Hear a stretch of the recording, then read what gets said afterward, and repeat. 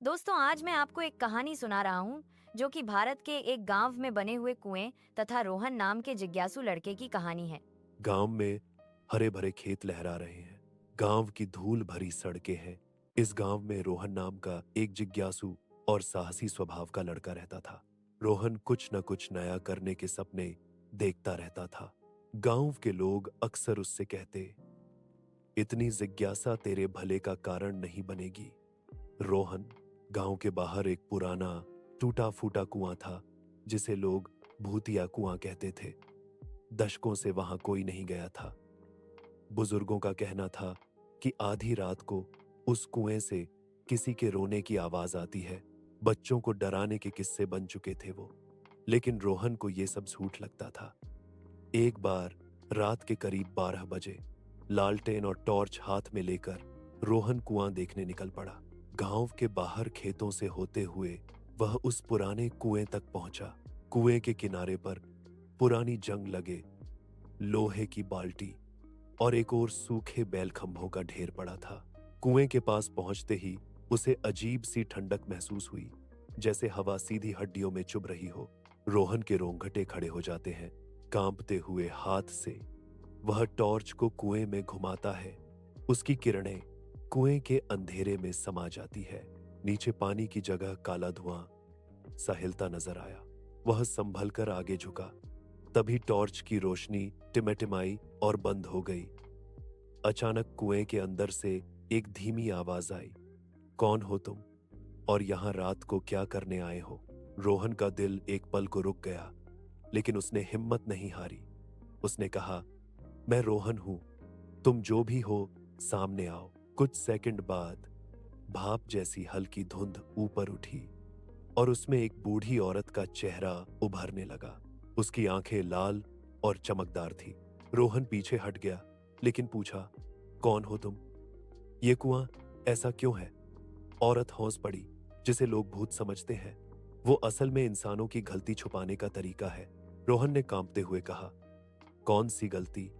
औरत धीरे धीरे धुएं में बदलते हुए बोली, सालों पहले इस कुएं में जमींदार ने अपने मजदूर को जिंदा फेंक दिया था। उसका नाम भी रोहन ही था।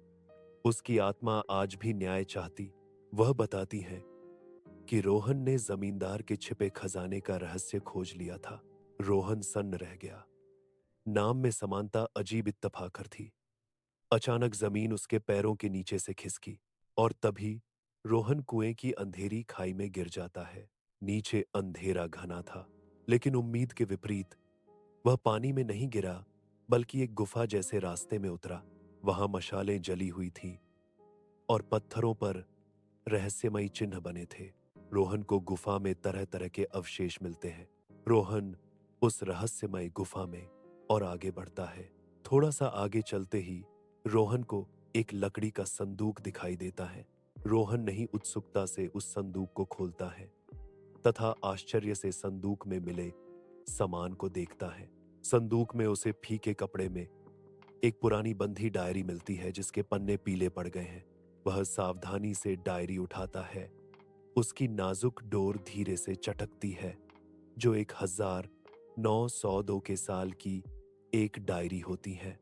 उत्सुक होकर रोहन डायरी खोलता है तथा उसमें छुपे हुए रहस्यों को जानने की कोशिश करता है। धुंधली रोशनी में रोहन को उस डायरी में अनकही कहानियां मिलती हैं। उसने पढ़ना शुरू किया। आज मैंने जमींदार की साजिश देखी। वह अपने नौकर रोहन को मारने की सोच चुका है, क्योंकि उसने जमींदार के गुप्त खजाने का पता पा लिया है। पन्ने पढ़ते पढ़ते रोहन के हाथ कांपने लगे।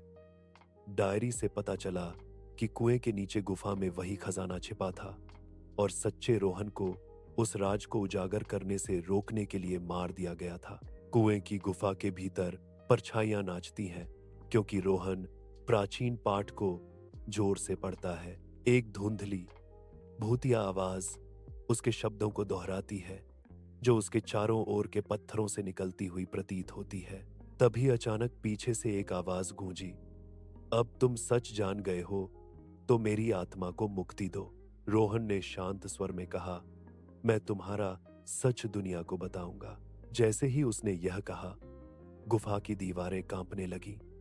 हवा का तेज झोंका आया और कुएं का रास्ता खुल गया। गांव में हलचल मच गई।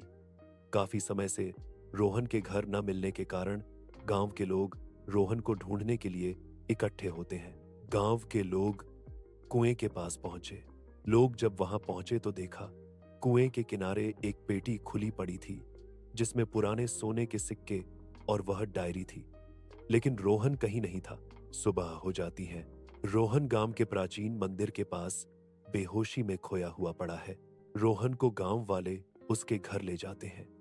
कुछ समय बाद धीरे धीरे रोहन को होश आता है। रोहन गांव वालों को उसके पास खड़े हुए देखता है। उनके चेहरे चिंता से भरे हुए होते हैं। धीरे धीरे रोहन घटनाओं को सुनाना शुरू करता है। सुनाते समय वह कांपने लग जाता है।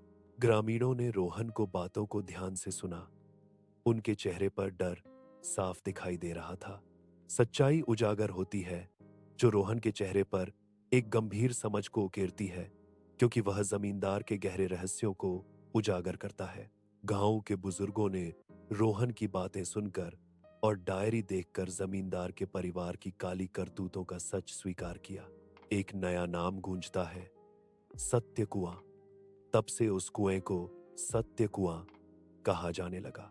पर कहानी यहीं खत्म नहीं होती। हर पूर्णिमा की रात जब चांद कुएं के पानी में झोंकता है, चमकदार गहराई में एक दृष्टि बनने लगती है। एक ऐसी कहानी की गूंज जो अभी तक अनकही है। तब पानी की परछाई में दो चेहरे दिखते हैं, एक पुराना रोहन और एक नया। शायद इतिहास ने अपना चक्र पूरा कर लिया था। गांव धूप से नहाया हुआ है, एक शांतिपूर्ण आश्रय।